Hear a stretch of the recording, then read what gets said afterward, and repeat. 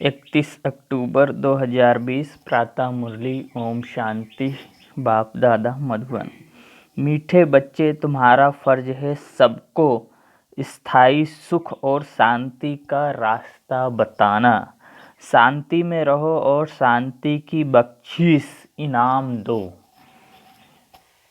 प्रश्न: किस गुह्य राज को समझने के लिए बेहद की बुद्धि चाहिए? उत्तर: ड्रामा की जो सीन जिस समय चलती है उस समय ही चलेगी, इसकी एक्यूरेट आयु है। बाप भी अपने एक्यूरेट समय पर आते हैं, इसमें एक भी सेकंड का फर्क नहीं पड़ सकता है। पूरे 5000 वर्ष बाद आकर प्रवेश पूरे 5000 वर्ष के बाद बाप आकर प्रवेश करते हैं। यह गुह्य राज समझने के लिए बेहद की बुद्धि चाहिए। गीत है: बदल जाए दुनिया ना बदलेंगे हम। ओम शांति। रूहानी बच्चों प्रति रूहानी बाप बैठ समझाते हैं, बच्चों को रास्ता बताते हैं शांति धाम और सुख धाम का। इस समय सब मनुष्य विश्व में शांति चाहते हैं, हर एक इंडिविजुअल भी चाहते हैं और विश्व में भी शांति चाहते हैं। हर एक कहते हैं मन की शांति चाहिए। अब वह भी कहाँ से मिल सकती है? शांति का सागर तो बाप ही है जिससे वर्षा मिल सकता है। इंडिविजुअल भी मिलता है, होलसेल भी मिलता है, यानी सबको मिलता है। जो बच्चे पढ़ते हैं समझ सकते हैं हम शांति का वर्षा लेने अपना भी पुरुषार्थ करते हैं, औरों को रास्ता बताते हैं। विश्व में शांति तो होनी ही है, चाहे कोई वर्षा लेने आए व ना आए। बच्चों का फर्ज है सब बच्चों को शांति देना है। यह समझ नहीं सकते 2-4 को वर्षा मिलने से क्या होगा? कोई को रास्ता बताया जाता है, परंतु निश्चय न होने कारण दूसरों को आप समान बना नहीं सकते। जो निश्चय बुद्धि हैं वह समझते हैं बाबा से हमको वर मिल रहा है, वरदान देना है, वरदान देते हैं ना। आयुष्मान भव, धनवान भव भी कहते हैं। सिर्फ कहने से तो आशीर्वाद नहीं मिल सकती। सिर्फ कहने से तो आशीर्वाद नहीं मिलेगा। आशीर्वाद मांगते हैं तो उनको समझा जाता है तुमको शांति चाहिए, तो ऐसा पुरुषार्थ करो, मेहनत से सब कुछ मिलेगा। भक्ति मार्ग में कितनी आशीर्वाद लेते हैं, माँ बाप टीचर गुरु आदि सबसे मांगते हैं हमको सुखी और शांत रहें, हम सुखी और शांत रहें, परंतु रह नहीं सकते क्योंकि इतने ढेर मनुष्य हैं, उनको सुख शांति मिल कैसे सकती। गाते भी हैं शांति देवा, बुद्धि में आता है हे परमपिता परमात्मा हमको शांति की बख्शीश करो। वास्तव में बख्शीश उसको कहा जाता है जो चीज़ उठाकर देवे। कहेंगे या तुमको बख्शीश है, इनाम है। बाप कहते हैं बख्शीश कोई कितनी भी करते हैं, धन की, मकान की, कपड़े आदि की करते हैं। वह हुआ दान पुण्य अल्पकाल के लिए। मनुष्य को देते हैं, साहूकार गरीब को अथवा साहूकार को देते आए हैं, परंतु यह तो है शांति और सुख स्थायी। यहाँ तो कोई एक जन्म के लिए भी सुख शांति नहीं दे सकते, क्योंकि उनके पास है ही नहीं। देने वाला एक ही बाप है, उनको सुख शांति पवित्रता का सागर कहा जाता है। ऊंच से ऊंच भगवान की ही महिमा गाई जाती है, समझते हैं उनसे ही शांति मिलेगी। फिर वह साधु संत आदि पास जाते हैं, क्योंकि भक्ति मार्ग में ना तो फेरा फिराते रहते हैं, वह सब हैं अल्पकाल के लिए पुरुषार्थ। तुम बच्चों का अभी वह सब बंद हो जाता है। तुम लिखते भी हो बेहद के बाप से 100% पवित्रता सुख शांति का वर्षा पा सकते हो। यहाँ 100% अपवित्रता दुख अशांति है, परंतु मनुष्य समझते नहीं। कहते ऋषि मुनि आदि तो पवित्र हैं, परंतु पैदाइश तो फिर भी विष से होती है ना, विकार से, इसलिए उनको पवित्र नहीं कह सकते। मूल बात ही यह है, रावण राज्य में पवित्र हो ना सके। हम कितनी भी तपस्या करें, हमारा शरीर तो अपवित्र ही है। हाँ, आत्मा जरूर पवित्र हो जाएगी भगवान को याद करते करते, लेकिन पवित्र बोला नहीं जा सकता। इसलिए सुख शांति नहीं है। पवित्रता सुख आदि सबका सागर एक ही बाप है। तुम जानते हो, हमको शिव बाबा से 21 जन्म अर्थात आधा कल्प 2500 वर्ष के लिए वर्षा मिलता है। यह तो गारंटी है। आधा कल्प सुख, आधा कल्प है दुख धाम। सृष्टि के 2 भाग हैं, एक नई एक पुरानी, परंतु नई कब हुई पुरानी कब होती है यह भी जानते नहीं। झाड़ की आयु इतनी एक्यूरेट बता न सके। अभी बाप द्वारा तुम इस झाड़ को जानते हो, यह 5000 वर्ष का पुराना झाड़ है। इनकी एक्यूरेट आयु का तुमको पता है, और जो झाड़ होते हैं उनकी आयु का किसको पता नहीं होता। अंदाज बता देते हैं। तूफान आया, झाड़ गिरा, आयु पूरी हो गई। मनुष्य का भी अचानक मौत होता रहता है। इस बेहद के झाड़ की आयु पूरे 5000 वर्ष है। इनसे एक दिन ना कम ना जास्ती हो सकता है। यह बना बनाया झाड़ है, इसमें फर्क नहीं पड़ सकता। ड्रामा में जो सीन जिस समय चलनी है उस समय ही चलेगी, हूबहू रिपीट होना है। आयु भी एक्यूरेट है। बाप को भी नई दुनिया स्थापन करने आना है। एक्यूरेट टाइम पर आते हैं, 1 सेकंड का भी उसमें फर्क नहीं पड़ सकता। अब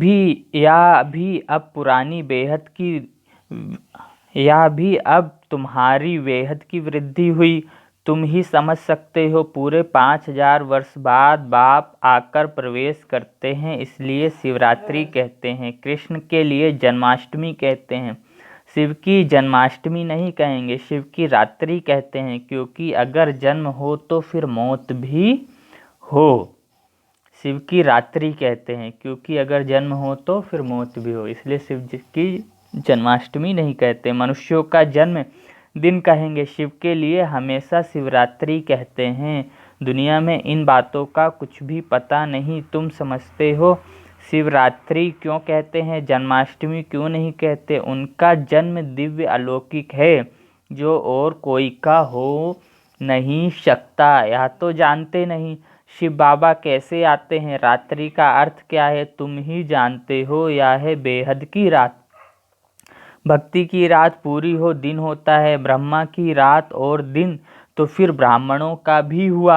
एक ब्रह्मा का खेल थोड़े ही चलता है।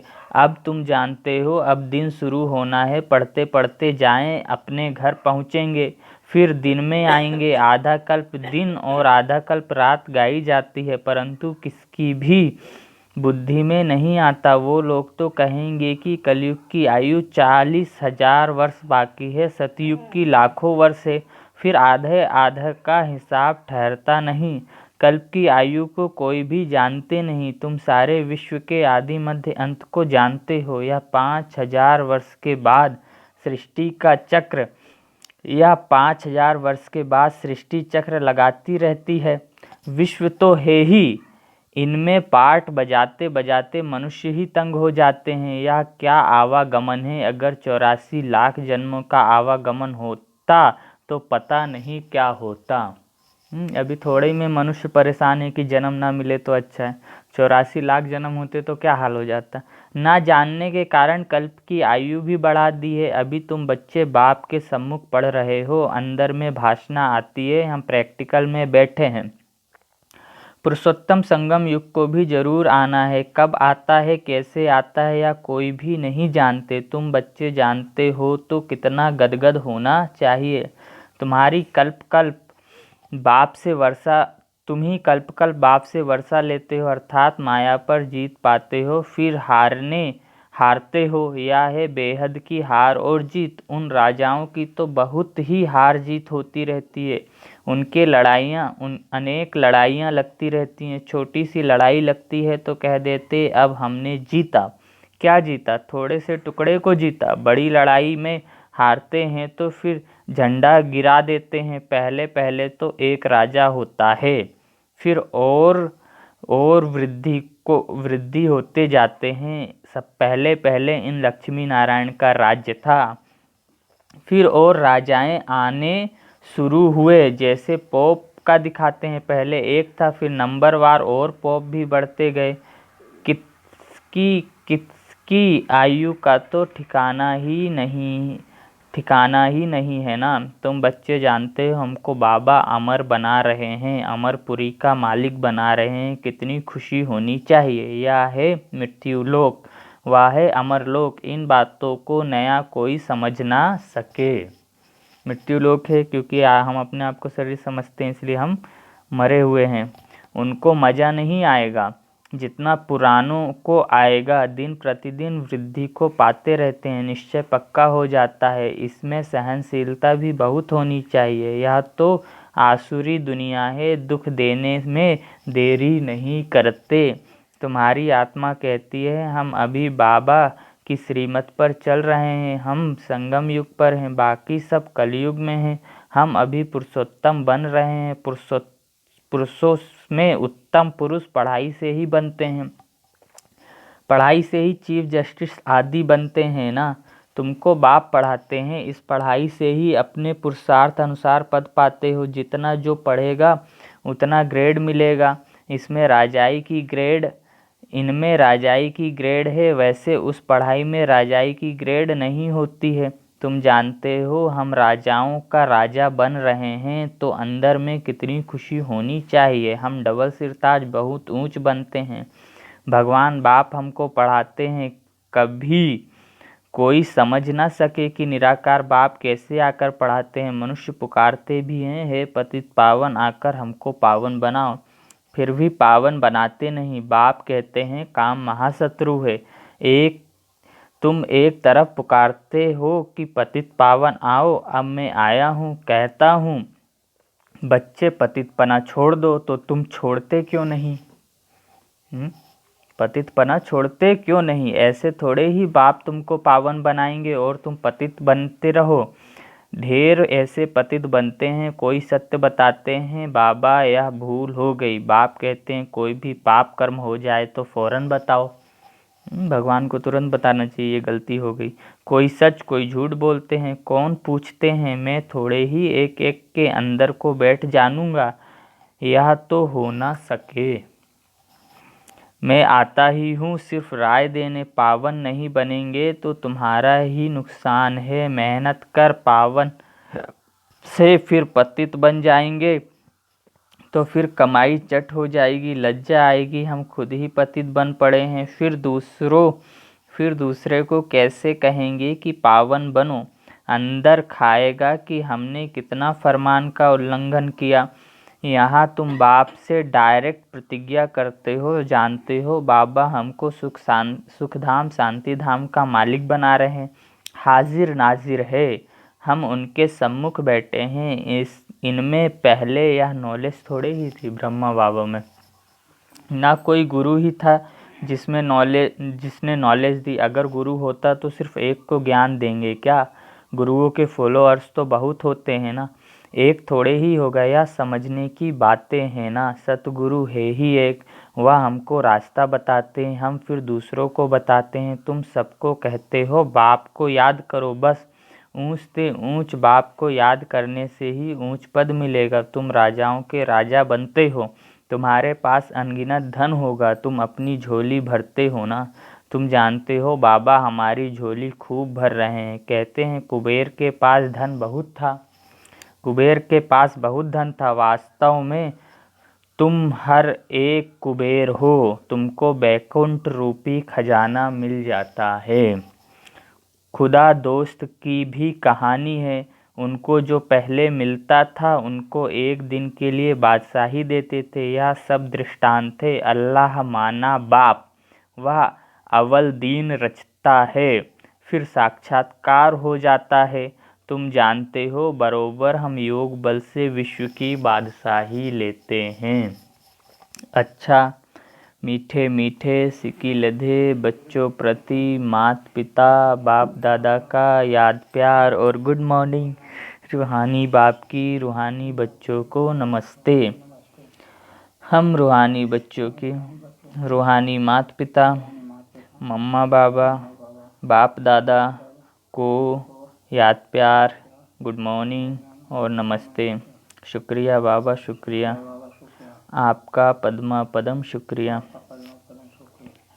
धारणा के लिए मुख्य सार। पहला, इस आसुरी दुनिया में बहुत बहुत सहनशील बनकर रहना है।